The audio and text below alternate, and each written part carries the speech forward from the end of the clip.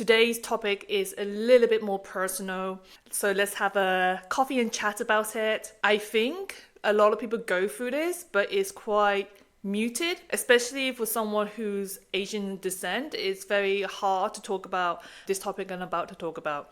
So let's get into it. I have created some questions through Claude, which is one of my favorite AIs right now, and it's generated interview questions that I can answer for you. My name's Pui. I'm a kinesiologist and I work with the function of neuro of the muscles, and a lot of my clients come through me with these type of symptoms. So the first question is, Pui, what did anxiety actually feel like for you? I've always had anxiety. It affected me in so many different ways, where I had panic attacks, I had eczema all over my face.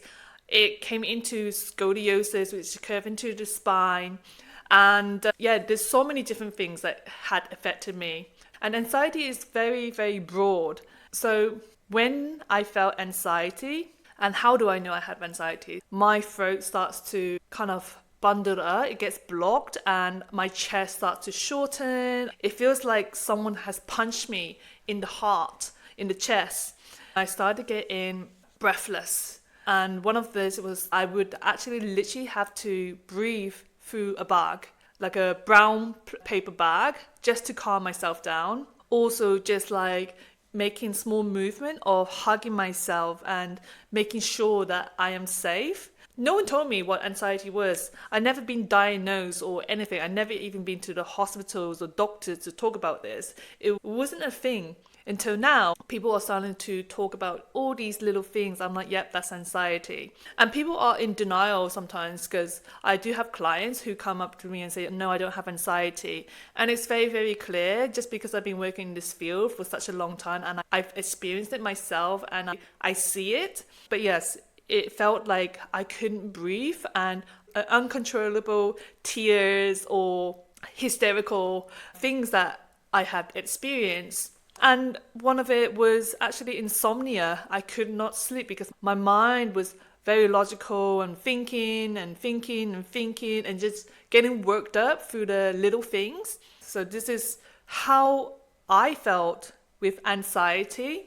Did you know it was anxiety at the time, or did it just feel like something was wrong with you? At the time, I didn't know it was anxiety. No one told me what anxiety was, and it started from a very young age. Especially at school, I was bullied quite a lot just because of being different hair, different color skin, different name. So a lot of people took the advantage to be mean to me. These anxiety attacks would actually happen at school, and the teachers wouldn't say anything. They would just like help me breathe properly. I didn't know what was right and wrong. You know, as a child, you don't know what these things are. You just think it's normal. I didn't feel like there was something wrong with me, to be honest. And I just remember just crying quite a lot, and again, hysterical. Little things would start to trigger me, and it would trigger these attacks that I will start to have. And this is nothing wrong. There's nothing wrong having these attacks. It's just like your body is actually telling you and showing you that something needs to come up to surface, and this is what you need to release, especially if someone cannot communicate. I couldn't communicate what I felt because I felt that if I communicated something, that it was wrong, and I would be told that this is not okay for you to express, especially someone in my culture where if we express our emotions, it's seen to be frowned upon.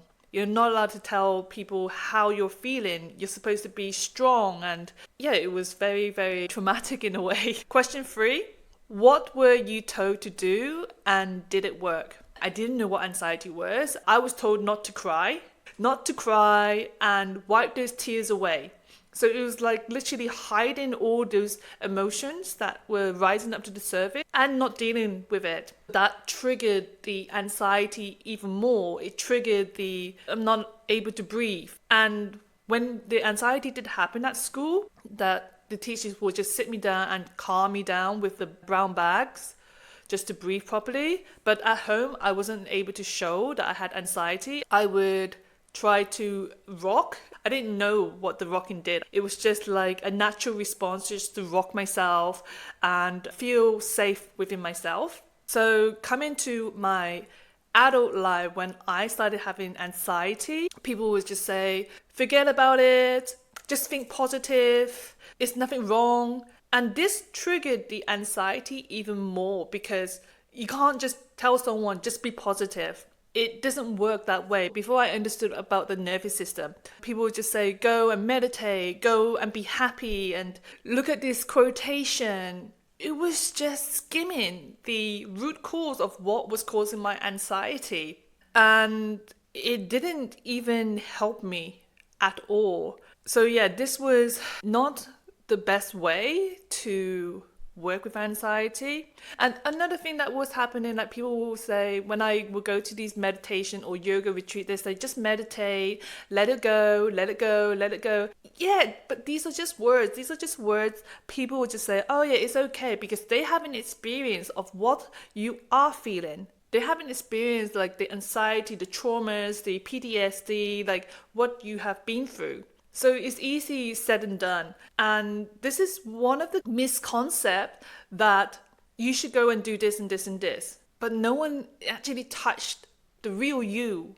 Why are you triggered with anxiety? Why are you triggered with these panic attacks? Why are you triggered by these symptoms that are lingering around your body? I've tried other modalities. I'm a yoga teacher as well, and yoga really, really grounded me. I couldn't understand the connection between the mind and the body until I started like practicing, and every single time something shifted, and all these fears, all these anger, all these other emotions, it was fantastic.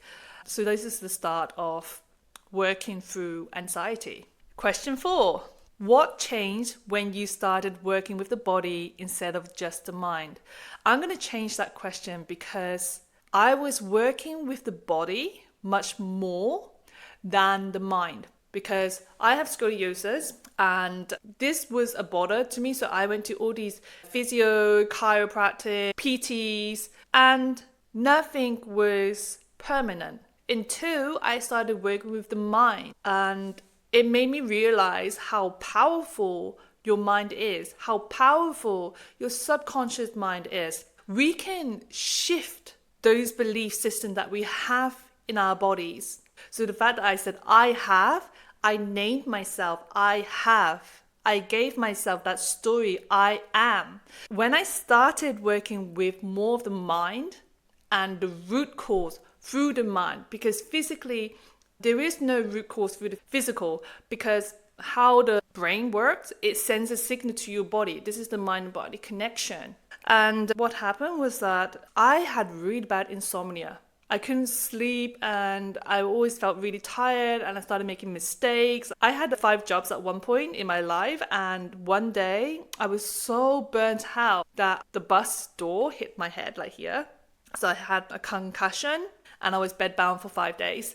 I was just all over the place. I was all over the place until I went to see a kinesiologist myself, and it was a 20 minutes tester. And as soon as I told her I can't sleep, she tested something, and which was related to my heart meridian line, which is, it wasn't actually the heart, it was the pericardium, which is the sleeve that goes around the heart to protect the heart. And the heart is the emotions. And with the heart emotions is if you had any traumas in your life, that you were hurt, you were burnt, you were backstabbed, or all these things that were so painful in your heart. And especially with anxiety, with me, she tapped into this point, the pericardium, which is on my wrist.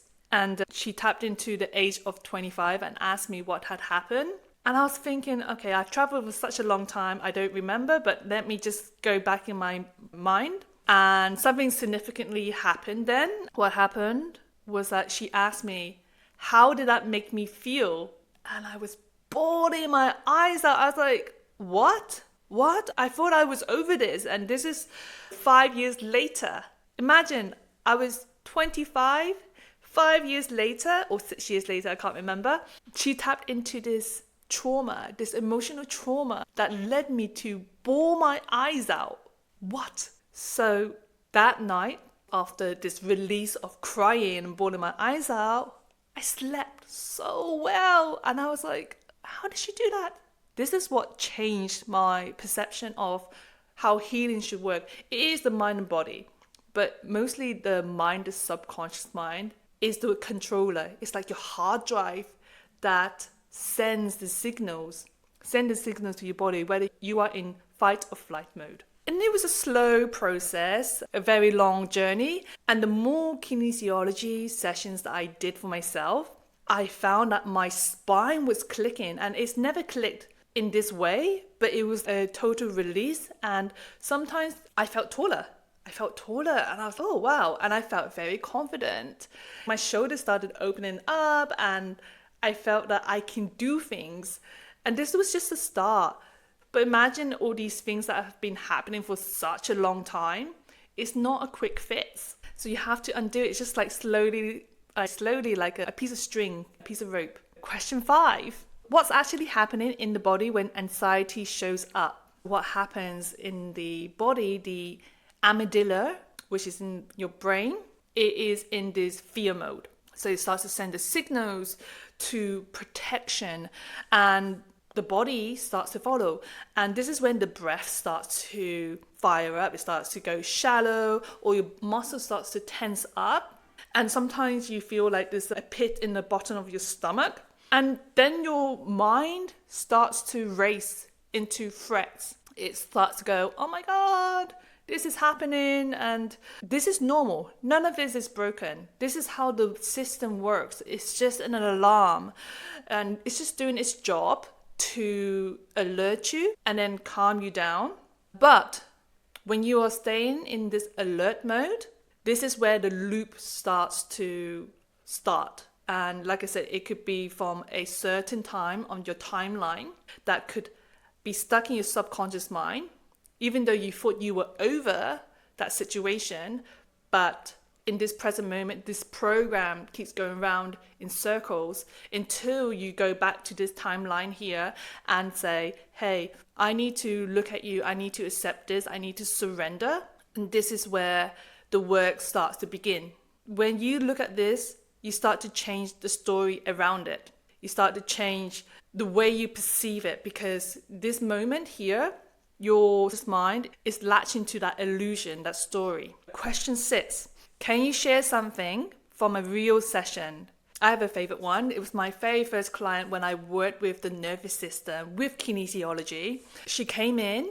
She told me that she had depression, she had anxiety, she's not able to sleep. She was all over the place. She felt like she was a bad mother.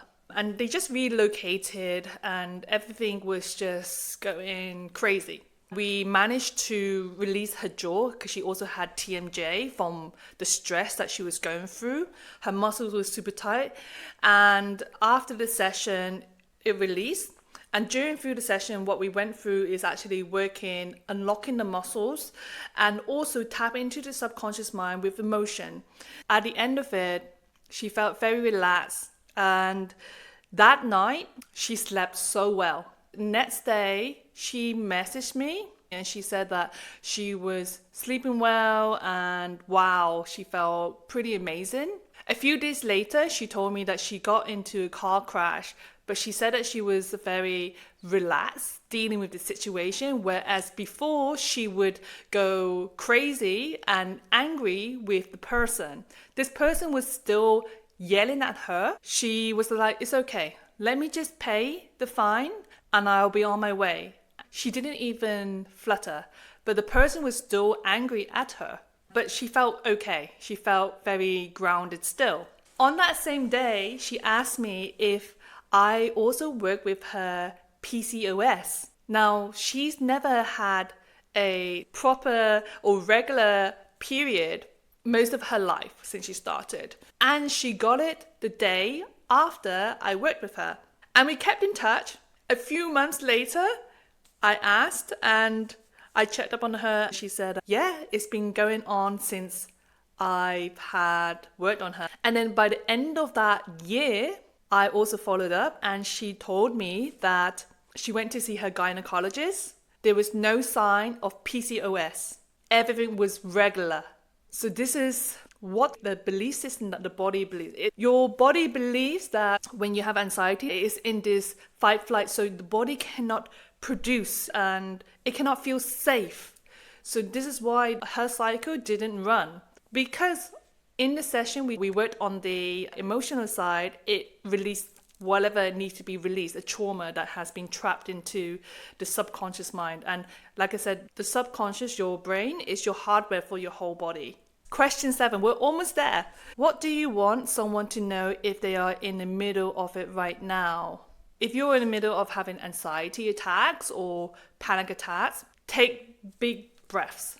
Try to calm the nervous system down by rocking. It's okay. It's just the body reacting to something. And when the body reacts to that something, don't suppress it. Allow it to happen. It's like when we have a cold, a fever, you have to allow it to happen. You cannot suppress it. By suppressing something will make the situation worse. Why I'm saying this? Because I had anxiety for years. I wasn't diagnosed with scoliosis at a young age. I was diagnosed at 11 years old. And because I had all these panic attacks, anxiety attacks, my body decided to morph into that situation. And it wasn't nice. Anxiety isn't the problem. It's pointing to a problem. And there's no way of fighting it by forcing something or suppressing that root cause. Anxiety is just that surface level. There's something more deeper beneath it. And your body is just trying to tell you. Question 8. Where can people go if they want support with this? Right now, I am running a 7 days free challenge, Break the Loop, which is sent by email. You can check out the link that is below in the description box. I also do one-to-one online sessions of Break the Loop, where we look at your belief system and what is driving the anxiety that is happening. With these sessions, they're quite personalized. You go really, really deep in what is your subconscious mind is thinking. I will guide you into what is your anxiety holding, what is it trying to tell you. What happens is that when the subconscious mind is refueled, your conscious mind decides to relax. It decides to go, I surrender. And it's like the client that I had. When you break a program, when you break a cycle, this is when the work starts to clear. The work starts to relax. You start to feel empowered. You start to feel liberated. So where can you find me? You can click onto the link in the description box. And thank you so much, guys, for watching. If you resonate with this, if you want to know more information, just comment below. And remember to subscribe to my channel if you want to know a little bit more about anxiety or any other breaking the loop. This is the end of the questions. I hope I helped you answer some of the questions, and some of these things are very personal to me. If you liked what I spoke about, please support me by commenting or follow or subscribe or even just reaching out. Much love.